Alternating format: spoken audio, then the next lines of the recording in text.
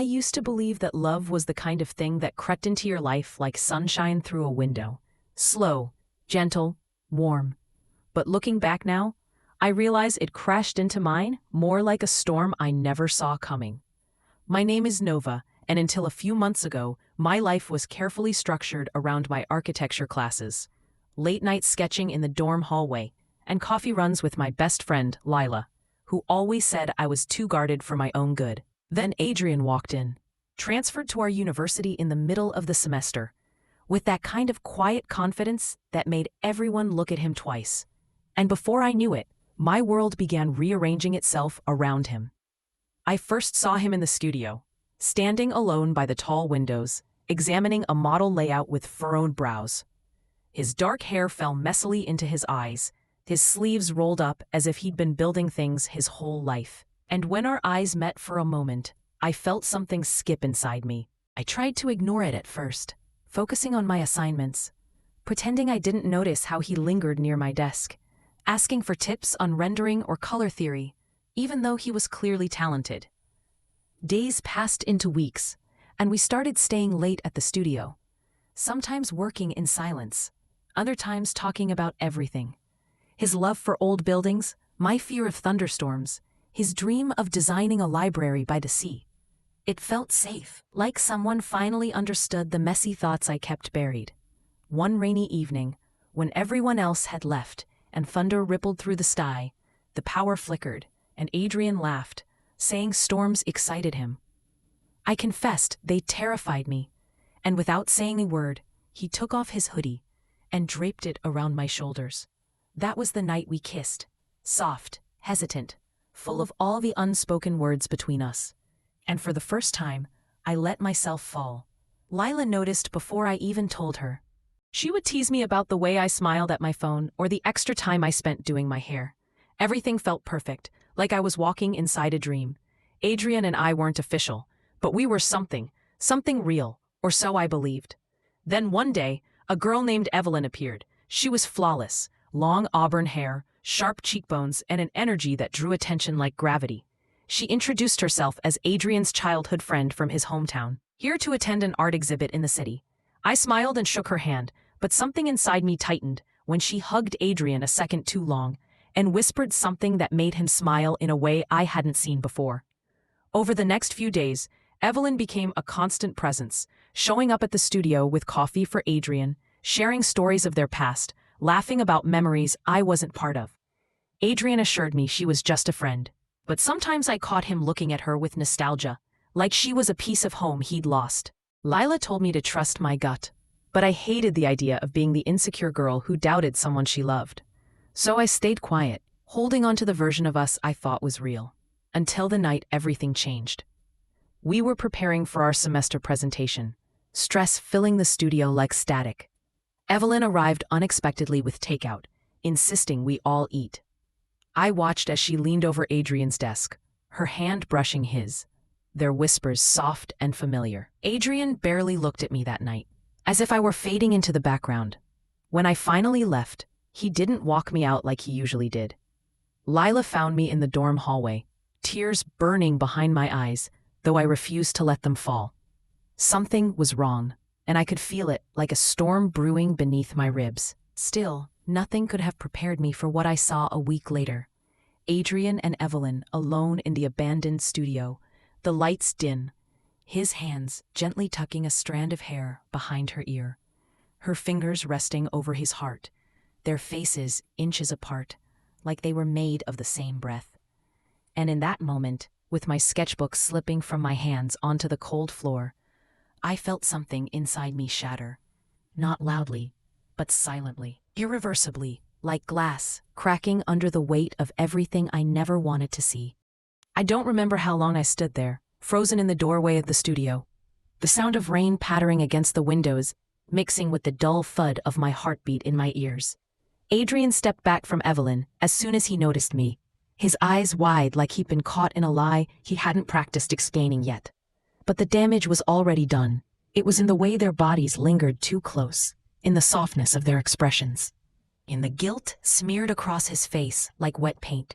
He said my name, Nova, wait, but I couldn't.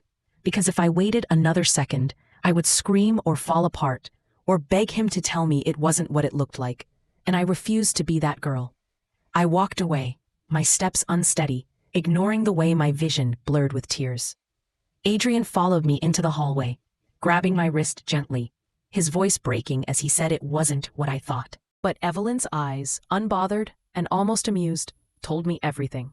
She didn't regret it, and maybe he didn't either. "Do you love her?" I asked quietly, my voice barely a whisper, but it felt like the loudest question I'd ever asked. He hesitated, and that hesitation was all the answer I needed. I pulled my hand free and walked away, this time without looking back, even when he called my name, again and again, his voice echoing down the hallway like a ghost that would haunt me for years. Back in my dorm, I collapsed on the floor, and Lila held me without asking any questions, her arms around me like the only unbroken part of my world. For days, I moved through life like a shadow, skipping the studio, ignoring Adrian's messages and calls, the sleepless nights etched beneath my eyes like bruises of exhaustion. I kept replaying every smile, every touch, every promise he never really made, but I believed anyway. How did I not see it? How did I let myself fall into someone's storm without an umbrella? A week later, Adrian showed up outside my dorm, drenched in rain, begging me to listen, his voice raw, his eyes red-rimmed. "It didn't mean anything," he said. "It was a mistake." But the way he said her name, soft, familiar, told me she meant something once, maybe still did. "You should have chosen me when I was still yours," I replied, my voice steady, even though my heart felt like it was tearing in half. He reached out, but I stepped back. "You broke something I don't know how to fix," I whispered, and I closed the door before he could answer. I thought walking away would hurt less if I did it quietly, but heartbreak isn't quiet. It screams in your chest every time you wake up and realize they're not yours anymore. Yet, in the middle of the pain, something inside me began to change. Slowly, like the first crack of dawn after a long night, I returned to the architecture studio, avoiding the corner Adrian usually worked in, focusing on my final project, a glass bridge, a symbol of fragile strength, something beautiful that could bear weight without breaking. Lila stayed by my side, helping me relearn how to breathe without drowning. Evelyn eventually disappeared from campus, like a storm that destroys and then moves on, leaving behind flooded streets and broken windows. Adrian kept his distance, but sometimes I caught him watching me from across the studio, his eyes filled with the kind of regret that comes too late. The final presentation arrived sooner than I expected. I stood before the panel, hands trembling slightly as I explained the concept of my bridge, how even the most fragile materials can hold if built with precision and trust, and how once cracked, it may never be the same again.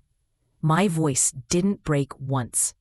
When the applause followed, it sounded like a closing chapter. As everyone left the hall, Adrian approached me one last time. "Nova," he said softly, "I never meant to hurt you. I was confused, lost in the past with Evelyn. But with you, I was home." I looked at him, really looked at him, and for the first time, I didn't feel anger. I felt acceptance. "Maybe I was your home," I said gently, "but I deserved someone who wouldn't leave when someone from their past knocked on the door." He looked away, tears pooling in his eyes, and I knew this was the goodbye we both needed. I walked out of the hall into the crisp evening air, the sky painted in lavender and gold, and for the first time in months, I felt light, as if the storm that had been raging inside me had finally passed. Life didn't suddenly become perfect. Some nights I still missed him. Some songs still hurt, and some memories still made my chest ache. But I was healing, slowly, steadily. I started jogging in the mornings, spending sunsets on the rooftops sketching new designs, laughing more with Leela, and rediscovering the parts of me I'd lost while loving someone who didn't choose me completely. And one evening, as I stood on the rooftop watching the city lights flicker on like stars, I realized something beautiful. Heartbreak didn't ruin me. It redefined me. It taught me that love is not about who makes your heart race, but who gives it peace. Not about promises made under moonlight, but about choices made in daylight. And maybe someday, I'd find someone who chose me without hesitation. But until then, I was enough. More than enough.